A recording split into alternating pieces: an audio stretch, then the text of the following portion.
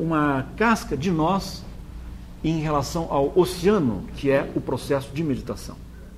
E tão logo a gente consiga uma independência em relação às várias técnicas, melhor para a nossa meditação. Então, o autor inverte as coisas ao dizer que meditação é o nosso modo natural de ser.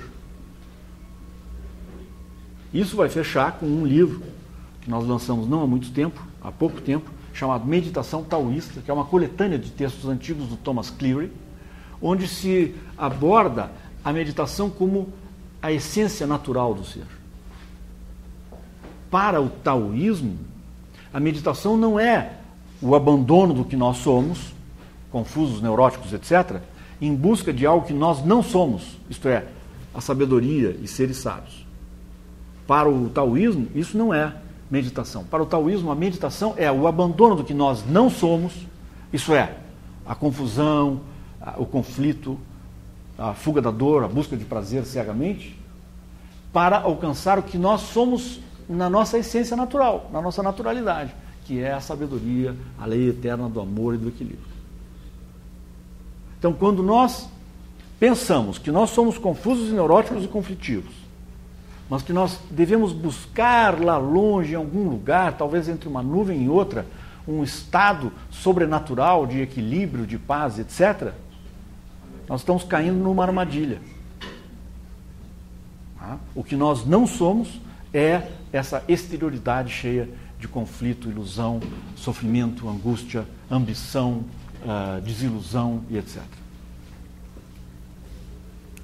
E retomar a nossa essência natural não é fácil no mundo de hoje, em que o jogo das aparências está sendo colocado quase como uma manipulação das consciências, através da televisão, jornal, as próprias relações humanas na família, nos amigos, entre os amigos, nas relações de produção, nas relações comerciais, nas relações econômicas, há uma grande quantidade de manipulação, de indução do outro a erro para que eu tenha um lucro emocional, um lucro político, um lucro comercial, um lucro psicológico.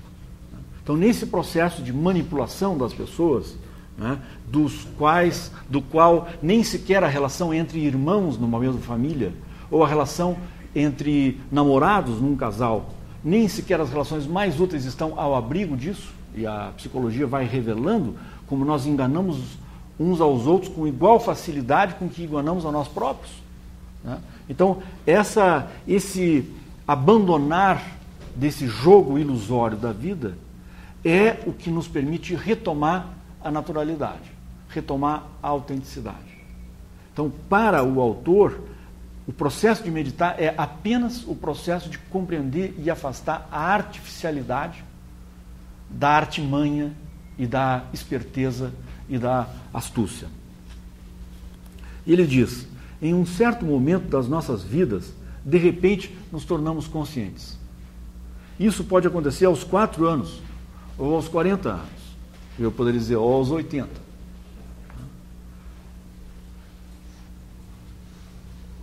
Você pode ter diferentes faixas etárias. Em diferentes faixas etárias, diferentes acontecimentos. Pode ser um acontecimento corriqueiro, pode ser um dia que você não tem nada para fazer naquele dia e você tem um insight em relação à sua própria vida. Ou pode ser um acontecimento muito agradável e você vê a sua vida toda num relance e compreende o potencial para o futuro. Ou pode ser uma coisa crítica, uma coisa difícil, um momento dramático em que você descobre que tem mais força do que pensava e também tem um insight, tem uma compreensão que se expande num instante em relação à sua própria vida, ao seu potencial, ao seu dever e à sua responsabilidade. Mas em diferentes momentos da nossa vida nós acordamos. E sempre que nós acordamos para um aspecto da vida, a gente, entre aspas, adormece para outros aspectos.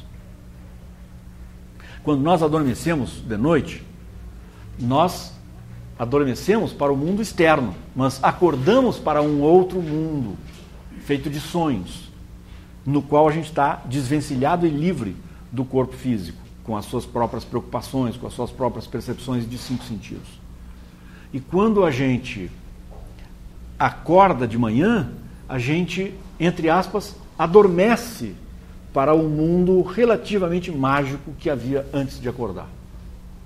O poeta inglês William Wordsworth diz isso em relação à vida e à morte, e não apenas a um estado de vigília e estado de sono durante o dia de 24 horas. Ele diz que nascer é morrer para um mundo sutil e mais espiritual, e que morrer é renascer, morrer lá no final de uma longa vida é um renascimento para um mundo de maior transcendência. Então, há muitos momentos de despertar na vida da gente. Esses momentos de despertar sempre implicam, como eu dizia, um afastamento de um outro estado de percepção. A gente deixa de perceber algo para poder perceber algo. Esses despertares, eles não trazem só bem-aventurança, eles não trazem só uma sensação de bem-aventurança. Quem é pai ou mãe deve saber que durante os primeiros 60, 90 dias de vida, a criança sofre muito, porque é o momento em que o intestino, o aparelho digestivo, né, e todo o funcionamento do corpo começa a se organizar. Né? Então não há um ritmo ainda bem estabelecido, né, e há uma boa quantidade de sofrimento que pode ser compensado se houve amor pré-natal, se a alma foi suficientemente amada antes de nascer, o que vai depender inclusive da maturidade dos pais, né, maturidade emocional dos pais. Se a alma foi bastante amada por antecipação, parece haver uma espécie de magnetismo positivo que minimiza o sofrimento dos primeiros meses de vida. Caso os pais sejam mais inexperientes, mais jovens, né, a capacidade de amar não vai ser, em geral, tão grande quanto se fossem mais maduros, e vai haver um pouco mais de dor. Mas todo sofrimento que há no nascimento faz parte da expansão de consciência. E assim também, quando um dia morreu em nós a criança e nasceu o jovem, o adolescente, também houve dores e alegrias. E um dia, quando morreu o jovem e nasceu, ou vai nascer, no caso de alguns de nós, a pessoa de meia idade, também há lá os seus sofrimentos da meia idade. Perceber que não é imortal, perceber que se não se cuidar, dança, né? E há as suas alegrias. Saber que se a vida terminar agora, você já fez um monte de coisas interessantes e boas. Né? Saber que você tem uma sabedoria acumulada que permite você evitar muitos erros dolorosos antes de eles acontecerem. Aí você olha os mais jovens e diz, bom, tem que deixar eles terem as suas experiências, fazerem os seus erros como eu fiz, as minhas experiências, os meus erros. Né? Então, para cada faixa etária, há uma relativa morte, um relativo adormecer em relação a faixas etárias anteriores e um relativo despertar para os sofrimentos e as alegrias da próxima faixa etária. O subtítulo que ele usa na página 17 é interessante. Nascemos nus, com frio e com fome.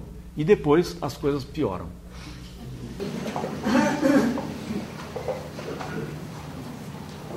Na página 18 ele continua. Somos embrulhados, cutucados e pesados.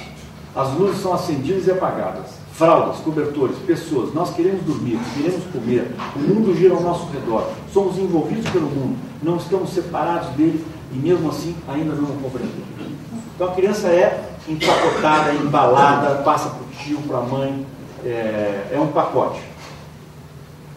Depois ela é ensinada que isso é feio, que aquilo é bonito. Que ela vai perceber que ela, fingindo certas ações, ou fazendo certas ações, mesmo que ela não queira, e fingindo certos sentimentos que podem até não ser muito autênticos, ela vai ganhar mais afeto. Aí entra naquela questão de jogo de expectativas e de chantagem emocional que nós não deveríamos fazer com os nossos netos, nem com os nossos filhos. Deveríamos segurar conosco, se nós formos objetos de manipulação, deveríamos segurar isso conosco e passar o bom para as próximas gerações e não passar esses manejos para as próximas gerações. A gente deveria tentar isso. Mas aí surge todo um processo de condicionamento pesado, que vai se passar para faixas